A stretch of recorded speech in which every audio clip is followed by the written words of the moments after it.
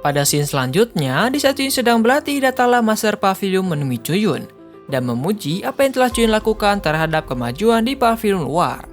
Kemudian, Master Pavilion memberikan sebuah tanaman kepada Chuyun untuk membuat pil tingkat 9 bernama Sun Crushing Mysterious. Dengan harapan, Chuyun bisa meningkatkan ranahnya karena dia merupakan pilar terpenting di pavilion Wanjian. Tanaman itu diberikan karena Master Pavilion mengetahui Chuyun sudah tidak memiliki pil tingkat 9. Karena telah diberikan kepada muridnya. Dan dengan tanaman itu, Chuyun bisa membuat lagi pil tingkat 9 Sun Crushing Mysterious. Dan setelah Chuyun berterima kasih, Master Pavilion pun pergi. Kemudian, Chuyun memberikan perintah kepada Xia Qingcheng dan 2 muridnya untuk mengurus pavilion luar. Karena dalam 5 hari ke depan, Chuyun akan fokus untuk berlatih. Sementara itu, di tempat divisi urusan internal, para master di sana mengetahui peristiwa di mana Chuyun mendapatkan bantuan dari Master Pavilion, dan mereka kemudian menyusun strategi lagi untuk menghancurkan Chuyun. Kemudian, Chuyun berganti pada latihan yang sedang Chuyun lakukan. Saat berlatih, Chuyun melihat sebuah buku harta koleksi Mowanggong yang ia dapatkan, yang mana dalam buku itu tertulis bahwa ada array 7 elemen niat pedang.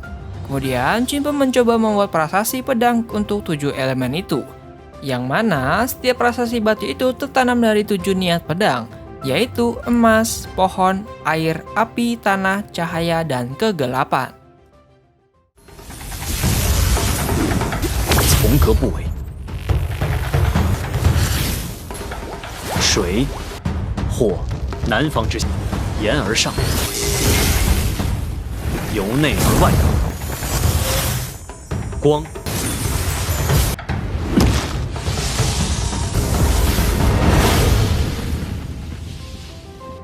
Setiap elemen dari niat pedang itu memiliki kekuatannya masing-masing. Dan setelah seluruh prasasti pedang itu terbentuk, Chuyun pun memerintahkan 2 muridnya untuk menginformasikan kepada seluruh murid pavilion Wanjian, baik murid luar ataupun murid dalam. Bagi siapapun yang bisa mematahkan prasasti pedangnya, akan langsung menjadi muridnya Chuyun dan mendapatkan 1 pil tingkat 9 Sun Crushing Mysterious. Namun, Master Changqing sempat khawatir Chuyun tidak bisa memberikan hadiah sebanyak itu. Karena seperti Master Changqing tidak tahu kalau Chuyun telah memiliki bahan untuk membuat pil tingkat 9 itu. Dan di sini Chuyun berkata untuk tidak usah khawatir, karena dia yakin di pavilion Wanjian ini tak banyak orang yang bisa menghancurkan prasasti yang telah Chuyun buat. Dan setelah itu, proses pemilihan murid pun dimulai. 败了，下次吧。 Namun, tak satu pun murid yang hadir itu bisa menghancurkan prasasti yang Chuyun buat. Dan di antara murid-murid itu, hadir juga Suikanyu yang sudah sangat niat mengganti kostumnya dan ingin mencoba menghancurkan prasastinya. Dia sangat berambisi untuk menjadi murid langsungnya Chuyun. Tapi sayangnya, pada percobaan pertama, Suikanyu gagal. Kemudian, datanglah Chang Mingyang dan Qiu Jian. Mereka melakukan proses pemilihan murid yang Chuyun buat. Chang Mingyang lalu menuduh semua itu hanyalah tipuan yang Chuyun lakukan. Dan untuk membantah perkataan itu, Chuyun pun langsung membuktikannya dengan menyuruh 2 muridnya untuk menghancurkan prasasti pedang itu.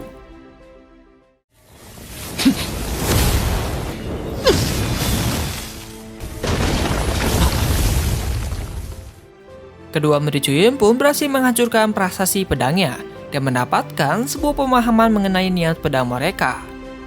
Tapi walaupun begitu, Chang Mingyang berkata masih tidak percaya. Ia berkata bisa saja itu akal-akalan dari Chuyun, karena mereka adalah murid-muridnya Chuyun. Dan saat itu juga ada salah satu murid luar bernama Ning Lengfan yang berhasil menghancurkan prasastinya. Hal itu membuktikan kalau Chuyun tidak berbohong mengenai pemilihan murid ini.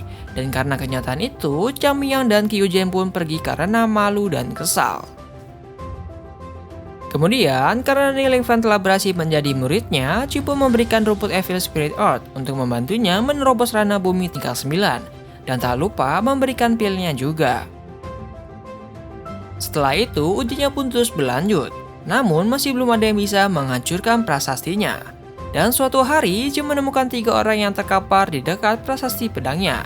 Dan ternyata orang itu terluka dan sudah tidak bernyawa. Muridnya Chuyun yang baru mengenali 3 orang itu. Mereka adalah murid dari Kulgakin. Dan apakah ini rencananya dari divisi internal untuk menyulitkan Chuyun? Kita lihat saja, oke? Dan saat hendak pergi, Chu merasakan aura niat pedang kegelapan dari 3 orang itu. Esok harinya, Jin ditangi oleh divisi hukum dan Qin Xiu. Atas perintah Master Pavilion, Lu Xing meminta izin ke Chu Yun akan melakukan penyelidikan atas kejadian yang ada di prasasti pedang tadi. Namun, Qin Xiu terus menuduh Chu Yun sebagai pelaku pembunuhan dari 3 murid keluarganya dan berkata tidak usah ada penyelidikan. Murid-muridnya Chu Yun lalu membela Chu Yun dan menyangkal segala tuduhan itu. Kemudian Lu Xiangpu menyuruh Qin Xiu diam, dan dia akan menyelidiki masalah ini dengan adil. Kemudian, berita mengenai beberapa murid yang tewas di halaman Chu Yun pun mulai tersebar di kuping murid-murid lainnya. Setelah itu, esoknya divisi internal datang menemui Chu Yun, karena saat ini korbannya bertambah menjadi 6, yaitu dari keluarga Qin dan Cheng. Para master divisi internal tentu saja selalu menyalahkan Chu Yun, karena kejadian ini terjadi di lokasi prasasinya pedang Chu Yun. Di sini, Master Yuan Huang mengingatkan bahwa yang berhak menyimpulkan siapa pembunuhnya hanyalah divisi hukum yang sedang melakukan penyelidikan. Lalu, Chang Xixiao di sini meminta Chen untuk membuktikan kalau dirinya tidak bersalah. Dan ketika itu, datanglah Lu Xing dengan membawa 2 lembar hasil penyelidikan. Setelah diselidiki, ternyata rincian kematian seluruh korban murid itu mirip dengan serangkaian laporan kasus kematian saat 3 tahun lalu. Dan diduga, kejadian ini adalah ulah dari Master Pedang Bayangan yang masih menjadi misteri sampai saat ini. Mereka menyebut Master Pedang Bayangan karena pada 3 tahun lalu, 23 murid Pavilion terbunuh secara berturut-turut dengan cara yang tragis. Master Pavilion sudah mengerahkan banyak orang untuk mencari tahu keberadaannya, tapi sampai saat ini belum juga ada yang bisa menangkapnya. Dan divisi hukum menyimpulkan bahwa kasus ini sama persis dengan kasus sebelumnya. Dan Master Pavilion berpesan sebelum Master Pedang Bayangan ditemukan atau pelakunya, para Master Pedang dilarang untuk saling menuduh, karena pembunuh sebenarnya kemungkinan adalah si Master Pedang Bayangan ini. Kemudian, para Master divisi internal pun pergi. Tapi sebelum itu, Chu mengancam mereka untuk tidak datang lagi ke puncaknya untuk menuduh Chu Yun. Dan setelah itu mereka pun pergi.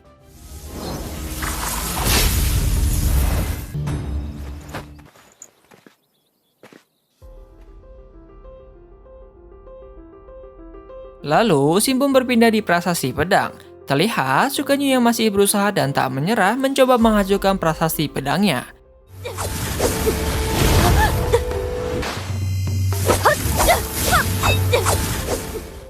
Dan saat Chu Yun sedang melihat usaha keras Su Guangyu, datanglah Xia Qinzheng yang membawakan sebuah undangan.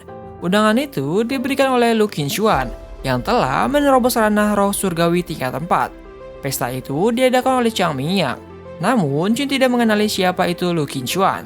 Dan kemudian, Xia Qinzheng pun menjelaskan kalau Lu Qinshuan memiliki niat pedang tingkat 7, dan dia adalah wanita paling cantik di Pavilion Wanjian. Ingat ya, niatan pedang itu dibedakan menjadi tingkat 1 ke tingkat 9, dan tingkat 9 adalah yang tertinggi. Singkat cerita, hari H pun tiba. Di tempat pesta sudah berkumpul banyak orang, termasuk Jun dan murid-muridnya. Lalu Jun pun mengambil tempat duduk Chang Mingyang dan membuat Chang Mingyang kesal. Dan tak lama setelah itu datanglah sosok Lu Qinshuan itu.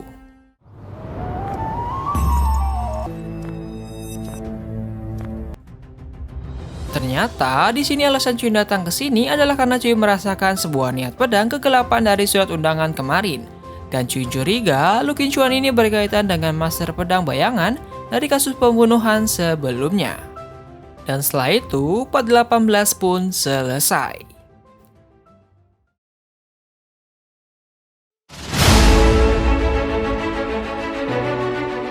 Oke bosku, sekian dulu ya part 18 kali ini. Gimana, durasinya banyak kan? Dan apakah perempuan yang bernama Lu Qinshuan ini berkaitan dengan sang pembunuh bayangan itu? Kita akan lihat saja di part selanjutnya 2-3 minggu lagi ya. Dan bagi kalian yang suka dengan channel ini, monggo di subscribe, like, serta di share ke teman-teman kalian semua, agar Mimin lebih semangat untuk menyajikan video untuk kalian. Dan sampai jumpa di next video. Bye bye.